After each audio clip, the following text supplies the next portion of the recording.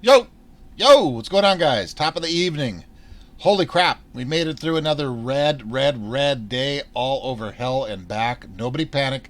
It's only Tuesday. I know this is disgusting, filthy. Everything is red, as we know. We got some interesting crap going on. We got your mainstream media. I've seen about three pieces today talking about a short squeeze, mentioning GameStop, NFTs, AMC. I have a new favorite pal over here. We'll touch on him. We got Cat Striker firing off these planes across the damn Super Bowl. A very interesting book coming out on the GameStop saga from an old Credit Suisse dude. February 1 is the release date. We'll touch on that. Some interesting stuff in it looks like in that book. 300 and something pages long. We'll touch on that. Jimmy Cramer has lost his mind. Robin Hood has lost their mind. And Dave Lauer is spitting fire over there on the old Twitter mobile. So let's hop into this, you guys. Nobody panic. Nobody freak out. I know this sucks between our two beloved stocks here. Finishing at 16 bucks, a little bit down in after hours. $99 over here and a little bit down in after hours as well. Sideways nonsense after hours. Let's not look at them. Who gives a rat's ass? Shorts haven't covered. Okay. MSM, let's start out here. Shout out to Aggressive Spinach over on the old Superstonk for catching this 11 seconds of beauty, mentioning a short squeeze on the market here. And then the next one's awesome. Hold on one sec. Let's take a quick listen. Of Omicron on the labor market.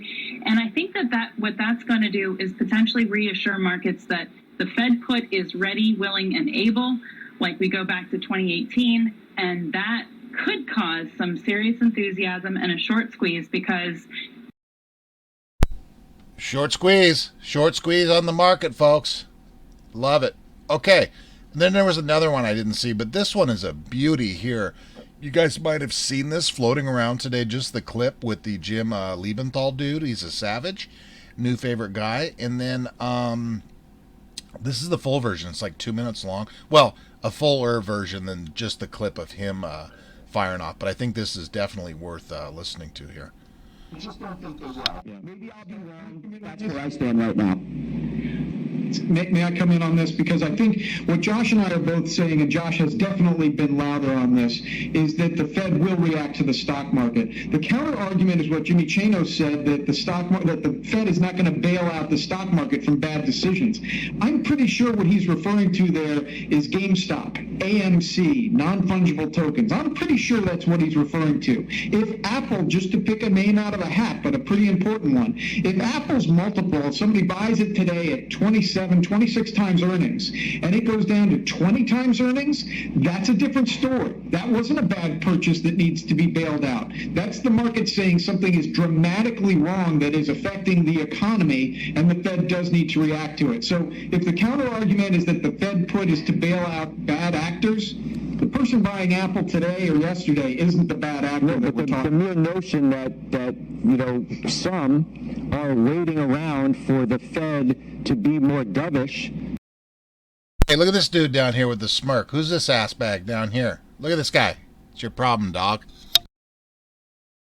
Tomorrow for Jay Powell and his to wait around, that they're going to be mistaken. And if they were, that in and of itself is, to some degree, Jim Liebenthal, quote unquote, bailing out the stock market, right? So the stock market is crying out. That's always the case. That's been the case for as long as I've been alive, and we can moralize about it. I like moralizing about it too, but the Fed has bailed out the market for decades. But Scott, maybe this time is different. I think the whole point is maybe this time is different, right? Maybe this time is different. They have no choice. Okay, but let me say one.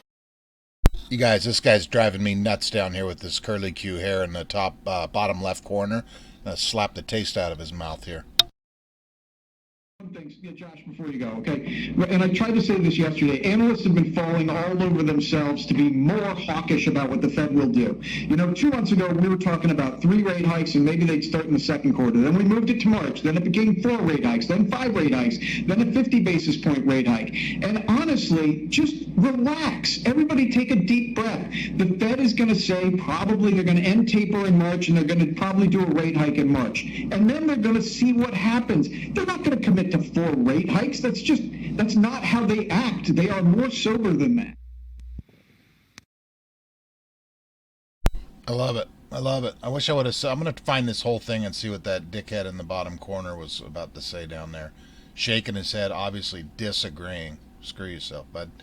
Cat Striker, the one and only AMC, we landed the Super Bowl contract. We are flying 5 planes during the tailgate party. Message are 5 miles long and can be seen up to 15 miles away. That's outstanding. Super cool. Right at the old Super Bowl. Awesome. Oh, here's the old GoFundMe link, too. 10, look at this. 10 racks already donated. We'll pop that in there in case you want to fire a couple bucks in there. Already at 10 racks. Of course we are. Frickin' outstanding. Good job. She does absolutely outstanding.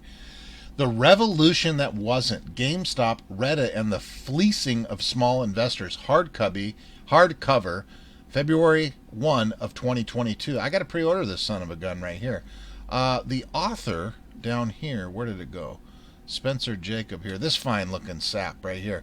Spencer, oh, no, we're not logging in.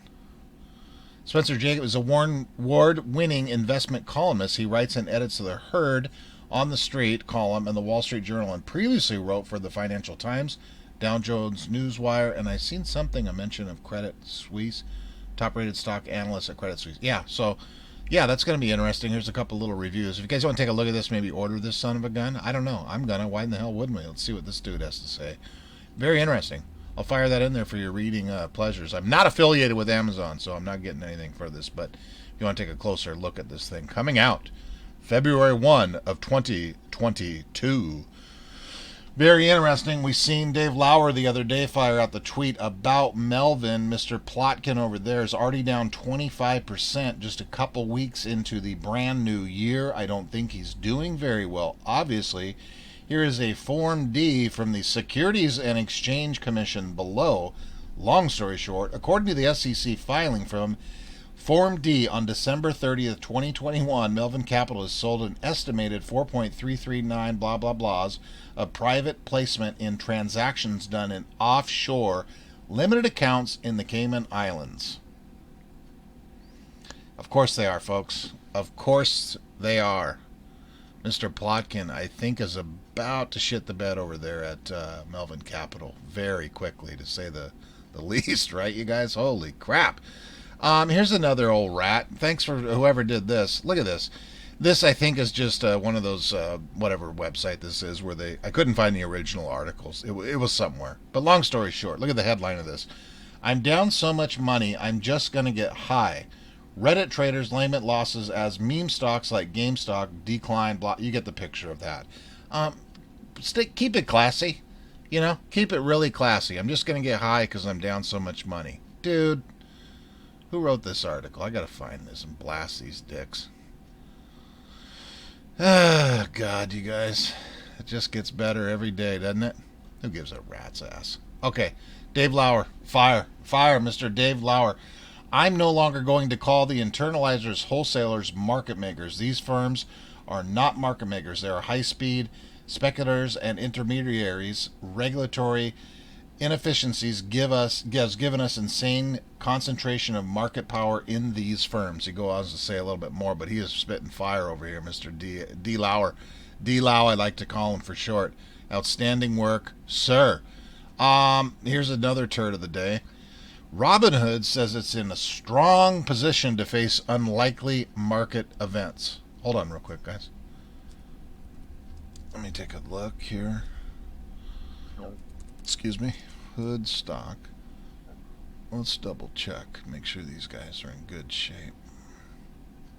Oh, yeah, they look in. Oh, yeah, they're in great shape. 6 months. Yeah. Oh, yeah, they're doing good. Yep. Doing outstanding. So, long story short over here, these fine folks, Robinhood Markets, Inc. on Tuesday highlighted steps it has taken to avoid imposing trading restrictions, and it says it is in a strong position to support customers through unlikely market events. If that is not the complete 180-degree flip from Seattle, Washington to Florida away from the truth, I don't know what is. That just pisses me off. And we're 3 days. You guys know me. You fine folks that have been around me for 9 months here, how pissed off I get about this buy button situation. We're 3 days away from that, the anniversary, by the way. Yeah, let's read this one more time. Robinhood Markets Inc. on Tuesday highlighted steps it has taken to avoid imposing trading restrictions and said it was in a strong position to support customers through unlikely market events. No comment. Robinhood said on Tuesday's blog, who's reading a Robinhood blog, post that its net capital position was $2.7 billion, more than 25 times what is currently required by the U.S. by the SEC. Okay, let's see what happens if something goes. God, you guys, it just makes me so pissed off with that. One thing in all this years, every time I just think about it, you guys, my blood frickin' boils. They took away the buy button on all these. You know, I ain't gonna get into it. You guys know my feelings on that. And I know I'm not the only one. It's just how criminal. Out of all the shit we've witnessed and learned over the last year, you can't buy the stock. Citadel, emails, bullshit. Where's all that happening? What's going on with that? Oh God, you guys. Cramer lost his goddamn mind today. He lost his damn mind. This is about 4 minutes. We're going to play this on the way out the door if you have not seen it. Oh, I'm so sick of these guys in the media. You guys, please, can this just get over with and we can just move along with our happy and not listen to any of these dickbags anymore? Please, Father, Lord above us, anybody you pray to. God dang it, I'm fucking burnt out. Stay strong. Let's listen to this son of a gun. $10. And of course, a year ago this week, they piled into two companies, not because they liked the business. Oh, no, not at all, actually, but because they believed they could crush the short sellers. I'm talking about AMC and GameStop. Now, I'm never against making money as long as you aren't breaking the law. But I think it's a bad strategy to buy something that you either don't understand or don't care to understand. Sure, with AMC, everybody knows movie theaters, but you might not have known that CEO Adam Aron was desperate to raise some capital the whole way up to keep the company alive. It otherwise wouldn't have been. And then he followed that up by selling much of his personal stock, more than $40 million worth, to make some money for his family. I thought that was fine, too. You see, because he was crystal clear that he was going to do it. He even gave you a head start to get out ahead of him. Did you listen to him? I think far too many younger investors who crowded into AMC, which was, of course, when he was selling, was much, much higher, believe something big was happening here, some kind of turnaround, maybe involving popcorn. Nothing could be further from the truth. The numbers for the box office this year are horrendous, down 55% from pre-pandemic. I mean, they're horrible. You had to get out while the getting was good. And he told you when that was by his stock sales. Why the emoji-headed monkbonks didn't listen to him, I have no idea. But at least with AMC, I can imagine a future where they're doing well. GameStop, on the other hand, was always much harder to justify as an investment. It's a video game retailer in a world where people just download their games over the web. The whole bull thesis here was always tenuous, to put it lightly. The idea that an executive from Chewy, the digital pet food company, could come over to GameStop's board of directors and change everything, well, that was never a good reason to own the stock. Sure, maybe they really are going into crypto and NFTs, but that feels more like a way to capitalize on a popular buzzword. If they finished my whole plan, I think they actually could do well. But maybe what they really should do, and I've been thinking about this because I am a rigorous thinker, maybe they should have gone into dog toys that you can buy with Dogecoin. More important, do younger people even go to a GameStop? I mean, really? I mean, if you've actually gone to the stores and seen how antiquated they are, well, you've already had a rude awakening. I mean, it's like Guitar Hero. The people bidding this stock up simply knew that they could crack the shorts, and once the shorts were beaten, they stuck with the same playbook, even though it made no longer sense because there weren't any shorts in it. Right now, I'm seeing many younger investors get blown to smithereens because they don't know what they own. Many of them are proud that they smashed the short sellers in GameStop and AMC, but that was a year ago, for heaven's sake. And these hedge funds have moved on. Now, it's time to buy stocks of what you know. And if you truly knew GameStop and AMC, or knew how to read a balance sheet with a ladder, you probably wouldn't like them here at all. Unless making money doesn't matter anymore, in which case you really are better off just watching football and betting on the game with one of a dozen apps every bit as good as Robinhood, if not better. We're all Caesars. I like to say there's always a bull market somewhere, and I promise to try to find it just for you, right here on Mad Money. I'm Jim Cramer. See you tomorrow. The news with Shepard. God, he's so full of shit, you guys. If you're average everyday Joe, you're going to read that and go, oh, God, Jimmy Cramer knows a lot. You are so full of shit, sir. Look at the overall picture. Why doesn't he do a segment like this and then get on with Charles Payne, maybe throw Trey on there, and let's argue the whole picture of what's really going on with these two stocks? How about that, Jimmy? No, you'll never do that. Not a damn shot. Okay, we're going to fire a couple links in there. Everybody, nobody stroke out tonight. Nobody panic. We're still early in the week, okay? And that's it. I'm going to get the hell out of here. This thing went long. And love you guys. I will talk to you later. And get some rest.